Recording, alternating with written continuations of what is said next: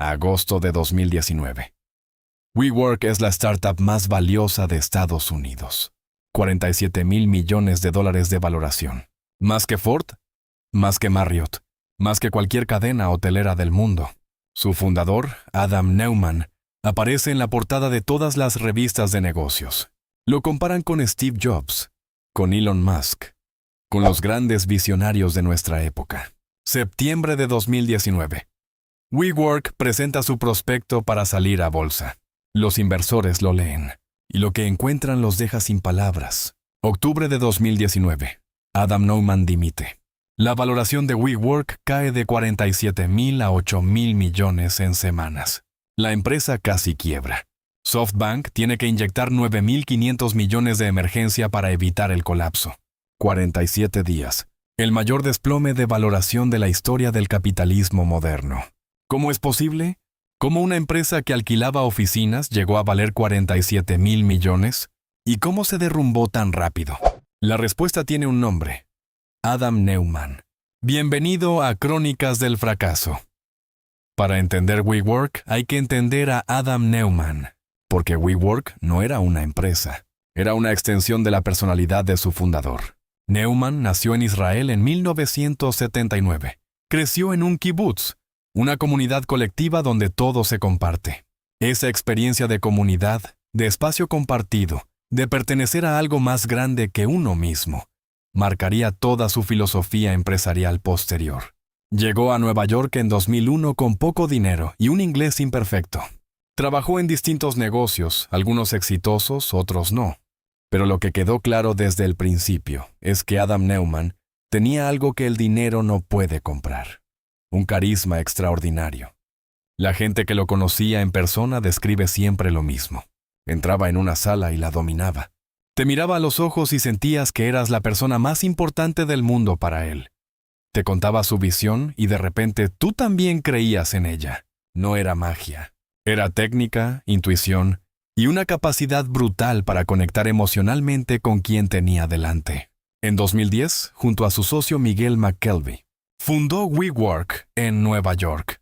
La idea inicial era simple: alquilar espacios de oficinas a largo plazo, reformarlos y subarrendarlos a pequeñas empresas y freelancers a corto plazo.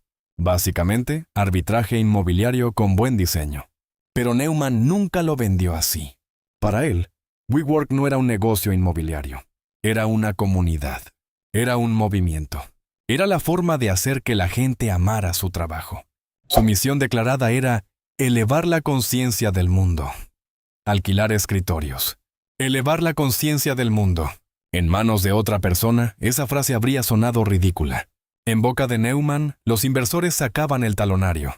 Entre 2010 y 2019, WeWork creció a una velocidad que desafiaba la lógica. Y la clave del crecimiento no fue el producto, fue el relato. Neumann entendió algo que muy pocos fundadores entienden. En el mundo de las startups, la valoración no la determina la realidad, la determina la narrativa. Si consigues que los inversores crean que eres una empresa tecnológica, te valoran como empresa tecnológica. Aunque vendas escritorios, las empresas tecnológicas se valoran con múltiplos sobre ingresos futuros proyectados. Las empresas inmobiliarias se valoran sobre activos tangibles actuales.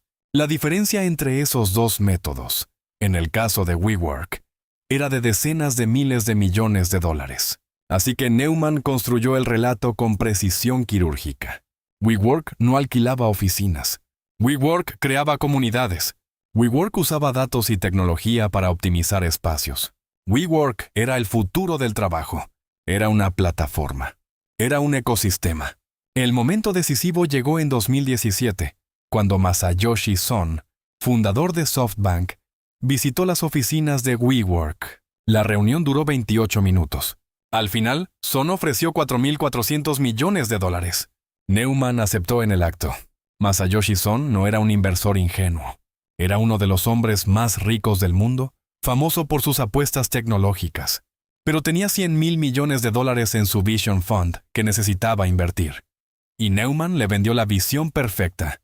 WeWork iba a ser la empresa más valiosa del mundo. Entre 2017 y 2019, SoftBank invirtió más de 10,000 millones de dólares en WeWork. La valoración llegó a 47,000 millones. Y cuanto más dinero entraba, más gastaba Neumann. Y cuanto más gastaba, más grande parecía la empresa. Era un círculo perfecto, hasta que no lo fue, porque lo que Neumann hacía con el dinero de los inversores merece un capítulo aparte. WeWork tenía jets privados, varios. Neumann los usaba para viajes personales con regularidad. En una ocasión, un jet de WeWork fue retenido en el aeropuerto de Israel porque la tripulación había encontrado marihuana en el avión. Neumann no estaba a bordo. Estaba en otro jet de WeWork. Las fiestas en la oficina eran legendarias. Tequila, música en directo, un ambiente que Neumann describía como parte de la cultura de la empresa. En los retiros corporativos de WeWork, el alcohol fluía libremente. La cultura era de exceso celebrado como virtud. Neumann compró 4 propiedades inmobiliarias de lujo con dinero personal, incluyendo una mansión en Westchester por 10,5 millones. Y luego alquiló algunos de esos edificios a WeWork. Es decir, les alquilaba a sus propios inversores espacios que él había comprado con el dinero de esos mismos inversores. Pero el momento más absurdo de todos fue cuando Neumann intentó registrar la palabra We como marca comercial. Y WeWork, la empresa de la que él era CEO, le pagó 5,9 millones de dólares por esa marca. Dinero de los inversores, directo al bolsillo del fundador. We Live, We Sail, We Grow.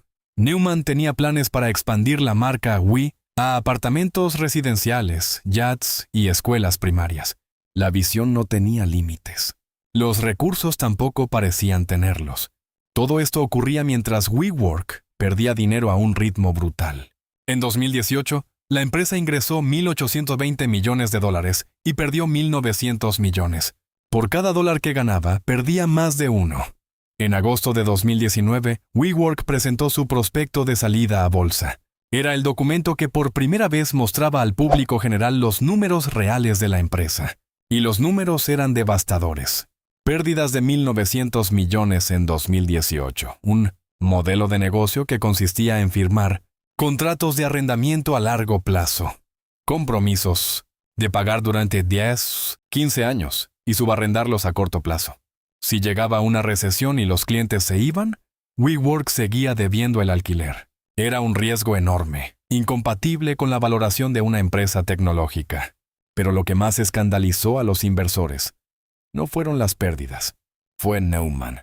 El prospecto revelaba que Neumann había cobrado 5,9 millones por la marca We, que había vendido acciones de WeWork por valor de 700 millones antes de la salida a bolsa, algo inusual, y que generó alarma inmediata, que tenía un control desproporcionado sobre la empresa a través de acciones con derechos de voto especiales, y que había incluido en el prospecto la palabra comunidad 150 veces sin definir en ningún momento qué significaba eso en términos de negocio.